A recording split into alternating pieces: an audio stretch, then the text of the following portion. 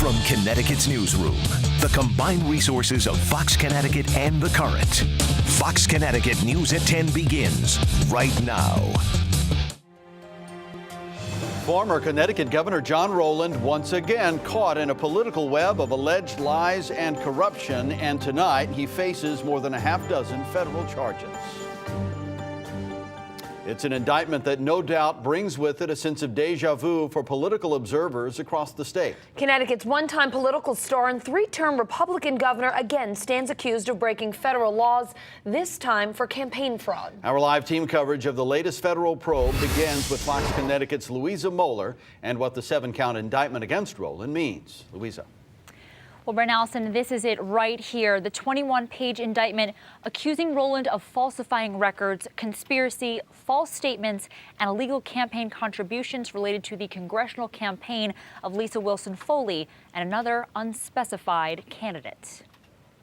For the second time, a federal grand jury returned an indictment against former Connecticut Governor John Rowland.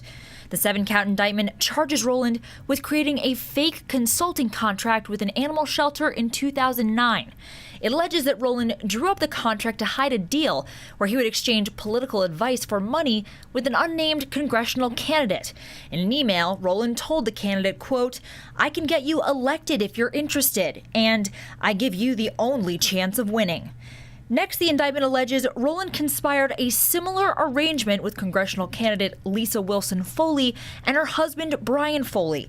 It reveals that a consulting agreement was created for Rowland to work for the nursing home company, a company owned by Brian. Again, the documents allege that it was a ruse to conceal money given to Rowland in exchange for political advice to Wilson Foley's campaign. Around March 2012, the indictment alleges that Rowland asked for a bonus from Foley if his wife won the Republican convention. Then, in January and March of 2012, the indictment alleges that Rowland contributed to the submission of false financial reports by Wilson Foley's campaign to the federal government. Rowland is also accused of making campaign contributions in excess of campaign finance laws. Reaction to the indictment is varied. Some familiar with the case say it's about time. Others argue it's not a slam dunk. It's not immediately clear that when he was working for Brian, he isn't worth $30,000 for Brian's company. The power of greed and entitlement combined will often lead people into places that most of us never want to go. Now, between September of 2011 and April of 2012, the federal government says that Rowland was paid approximately $35,000 for services to Wilson Foley's campaign. Wilson Foley and Brian Foley have already pleaded guilty to paying Rowland. If convicted, Rowland faces over 50 years in prison. Attorneys, however, say he'll likely only get a couple of years. Louisa Moeller, Fox, Connecticut. Governor Dannel Malloy reacted to today's developments, calling Rowland's indictment another sad chapter in a story that Connecticut knows all too well. 10 years ago, in a spectacular fall from grace, then Governor Rowland was forced to resign from office under the glare of a federal investigation that he was defrauding taxpayers for personal gain. The case involving dirty politics dragged on for months before Rowland came clean. Fox Connecticut's Lori Perez shows us the timeline of his political demise.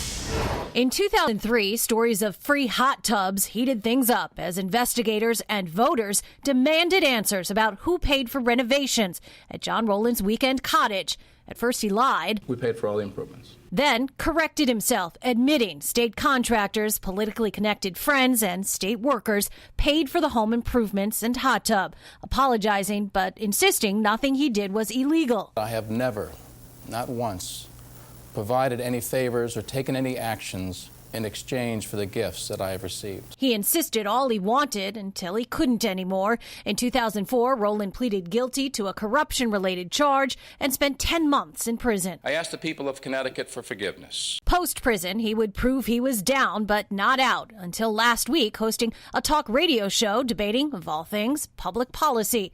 The question is whether the public is willing to give him yet another chance as prosecutors take another crack. Lori Perez, Fox Connecticut News. A native of Waterbury, John Rowland has always maintained close ties to his hometown. Fox Connecticut's Mike Krafsick continues tonight's live team coverage from the Brass City with reaction to the latest federal investigation. Mike. Well, Brenton Allison, former Governor Rowland's legacy is huge here in the city. This is where he was born, and you don't have to look very far to see how big he is. This state government office building is named after him. A lot of residents here say they were disappointed by today's news.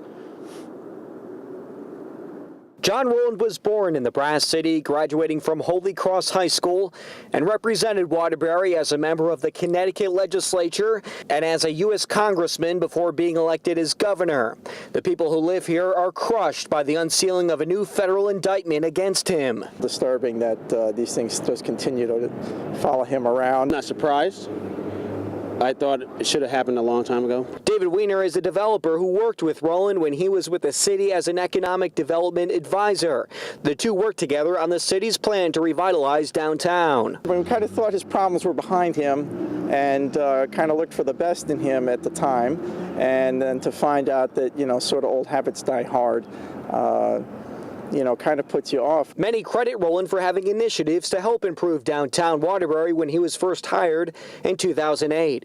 He earned a six-figure salary for his work with the city until leaving in 2011. He was very well known here in Waterbury, and he was known for doing some wonderful things. Some residents are still bitter that he even held that position, especially after being released from federal prison in 2006. They always put him up in a big cloud. John Rowland's this, John Rowland's that. John Rowland, to me, was nothing. It seems clear Rowland's legacy in Waterbury will take another hit with these new developments. You lose faith in the government when things like that happen. Rowland will be arraigned in federal court in New Haven tomorrow afternoon. Live in Waterbury, Mike Kravsik, Fox, Connecticut. And we will continue our coverage of Rowland's legal troubles online at foxct.com and on our morning newscast, which begins at 4 a.m. Metro-North riders took their frustration straight to the top in Stamford tonight. It was all part of the railroad's listening tour. Tonight was the first and only stop in Connecticut. Fox Connecticut's Bo Berman joins us now with what commuters are most concerned about and what's being done. Bo. Brent, Allison, Metro-North riders may think to themselves, why can't the train just be on time? Or why don't they just replace this train or that train? Well, today they had the chance to walk right up to the president inside a busy Connecticut train station and ask him for themselves.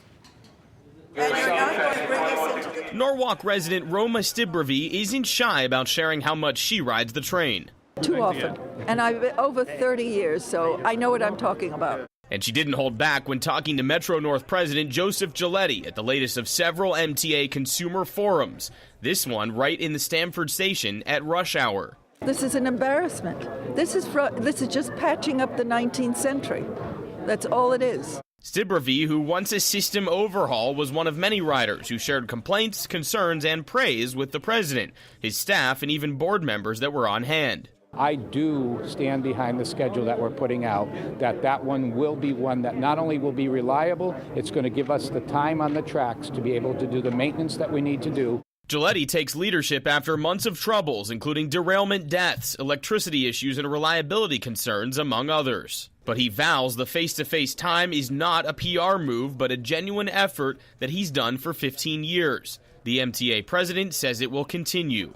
What was his response to you? We don't have the money, which is ridiculous. The richest country in the world can't afford an infrastructure comparable to Japan or China or Western Europe. Other riders say they talked about on-time transit and safety, topics that were addressed by the president today, but that can only be answered fully as the months roll along. He seemed amenable to hear my thoughts. I heard his, and I hope they do something about my comments. I think he's doing a very good job. It's a hard situation. Certainly has been a tough time for Metro-North. Well, they'll be releasing a new schedule in May, which Giletti says he hopes will alleviate some concerns about the number one question that he gets, which is when people will arrive in Grand Central Terminal. In the newsroom, Bo Berman, Fox, Connecticut.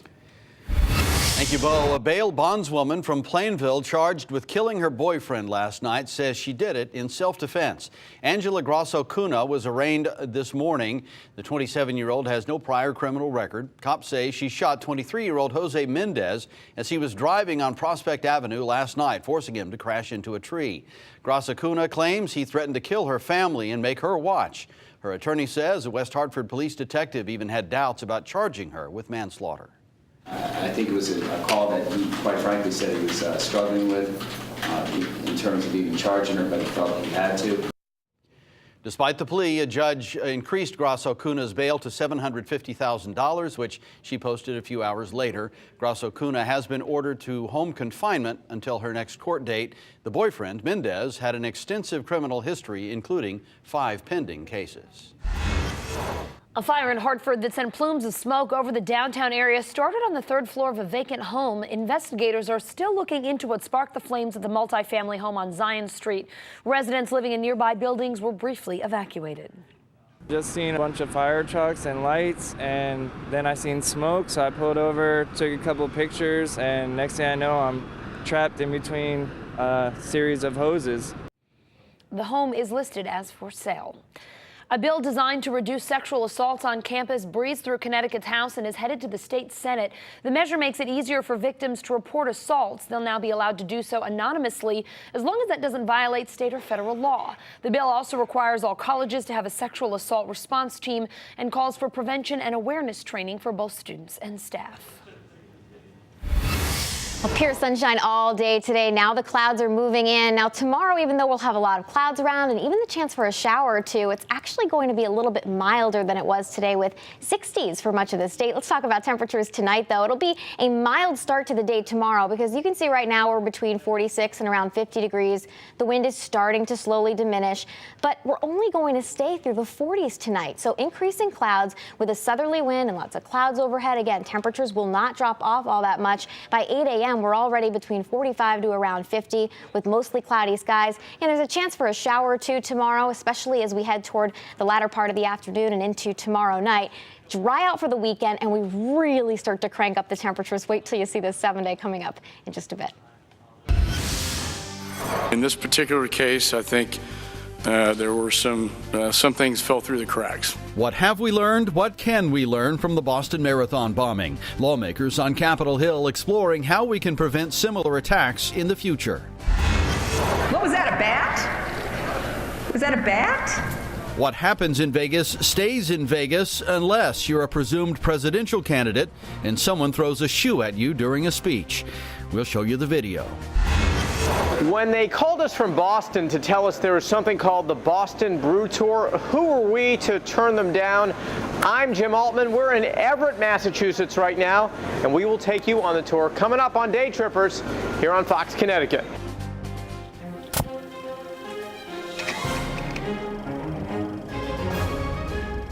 And on this day in history, April 10th, 1963, an atomic submarine named the USS Thresher sank during a test 220 miles off the coast of New England, killing all on board. There were 129 people on the crew, at least 20 with ties to Connecticut.